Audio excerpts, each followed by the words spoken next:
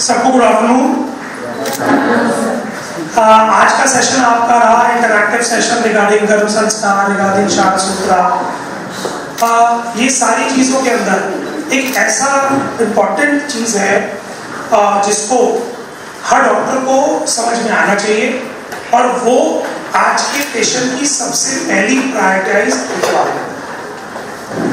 Being a BMS graduate, हम सबके पास OPD का ऑप्शन होता है, जो कैश पेमेंट का ऑप्शन होता है। यानी patient used to pay from their pocket and we welcome the patient for their treatment. But जब से ये रेवोल्यूशन नया स्टार्ट हुआ है इंश्योरेंस क्लेम का, कार्ड होल्डर्स का, जिसको एलोपैथिक साइंस में अपना ब्रेड एंड बटर नहीं, अपना सब कुछ बना दिया। अगर आज हम देखें कि जो बिग बिग हॉस्पिटल्स हैं, चाहे वो मणिपाल है, चाहे वो अपोलो है, उनकी 80% ऑक्यूपेंसी कैश से नहीं होती। It's totally depend on the insurance. ये इक्वल अपॉर्चुनिटी 2003 में एलोपैथी एंड आयुर्वेदा दोनों को मिली थी। ऐसा नहीं है कि हमारे लिए रेगुलेशन नहीं था, it was there. Bangalore is already a central government health services city. सीचे सिटी आज से नहीं है, वो पहले दिन से है। But we never taken that opportunity as the real challenge. Allopathic science ने क्या किया, उस अपॉर्चुनिटी को यूज किया, और उस अपॉर्चुनिटी से they have done a very big expansion.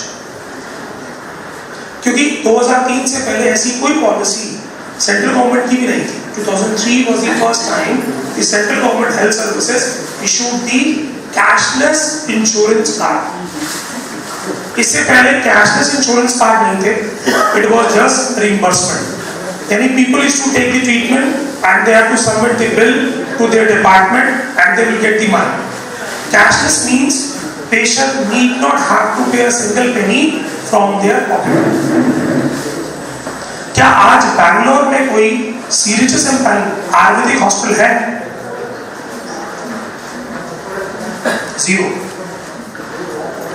Zero. No one is there. Ayurveda. There is no Ayurvedic hospital in Bangalore which is serious impact. जबकि यहाँ पर around 8 to 9 कॉलेजेस हैं, हर साल hundreds of students pass out होते हैं। But आप देखिए कि अगर हम प्राइवेट प्रैक्टिस में लें, तो पेशेंट अगर आपके पास आता है तो एक स्टैंजा मुझे एक एलोपैथिक हॉस्पिटल के ओनर ने सिखाया था, वो हम सब पे एप्लीकेबल होता है। जब मैंने एक allopathic hospital park hospital join किया, जहाँ पर मैंने इंश्योरेंस क्लेम के बारे में सीखा समझा, तो मैंने अपने ओनर से पूछा, मैंने कहा sir what is the reason कि पेशेंट डोर्स आर वेलकमिंग, तो गेट पे खड़े हैं कैश लेके, आप उन पे कम ध्यान देते हो एज कंपेयर दीज पेशेंट जिनके पास कार्ड होल्डर है। उन्होंने कहा I tell you in my office, come to my office, मेरे ऑफिस आइए, आई एक्सप्लेन यू देयर। मैं ऑफिस गया, बड़ी क्यूरियोसिटी थी कि भाई कैश वाले पेशेंट को वो इतना ध्यान नहीं देते as compare to these patients. मतलब पहली बार मुझे बात समझ नहीं आई, जबकि मुझे पता है कि उसकी पेमेंट इंस्टेंट नहीं मिलेगी, इंश्योरेंस क्लेम की पेमेंट 2 months 3 months बाद आएगी। स्टिल क्यूरियोसिटी थी, जैसे अभी आपके मन में आएगी कि वो कैश के पेशेंट को कम वेलकम करते हैं as compare to insurance card. क्यों, व्हाई? उन्होंने कहा कि अगर पेशेंट ठीक हो गया तो कल मॉर्निंग डिस्चार्ज मांग लेगा, अगर ठीक नहीं हुआ तो डिस्चार्ज मांग के कहीं और जाके एडमिट हो जाएगा, बट वो मेरे यहाँ स्टे नहीं करेगा। लेकिन जब इंश्योरेंस क्लेम का पेशेंट आता है, वो तब तक रहता है जब तक हम डिस्चार्ज समरी पे साइन नहीं करते।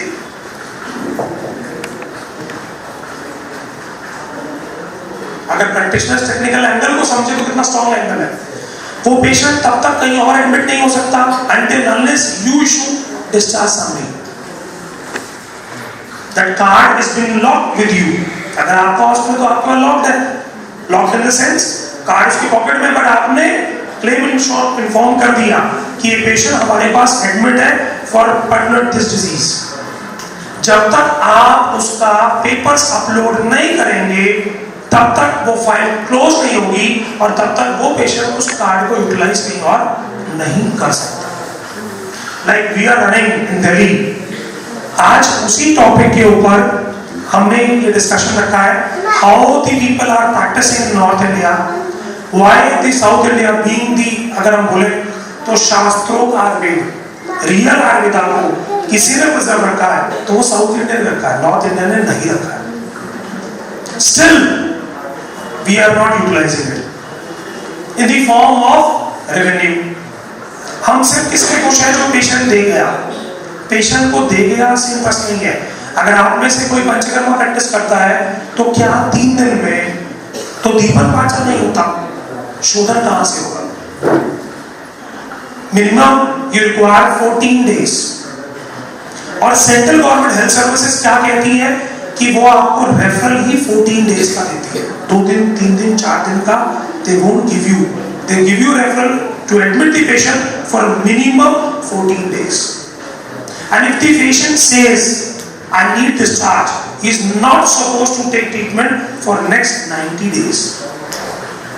पेशेंट को भी पता है कि if I take discharge, मान एग्जाम्पल नाम के हॉस्पिटल में पेशेंट ने एडमिशन लिया, 14 डेज के लिए रेफर जमा करा दिया और पेशेंट दोबारा जाए 3 दिन के बाद किसी और हॉस्पिटल में और वहां से कहे मुझे एडमिट कर लो, तो एडमिट नहीं हो सकता, क्योंकि 90 डेज में एक बार प्यूरिफिकेशन के लिए परमिशन रहती है।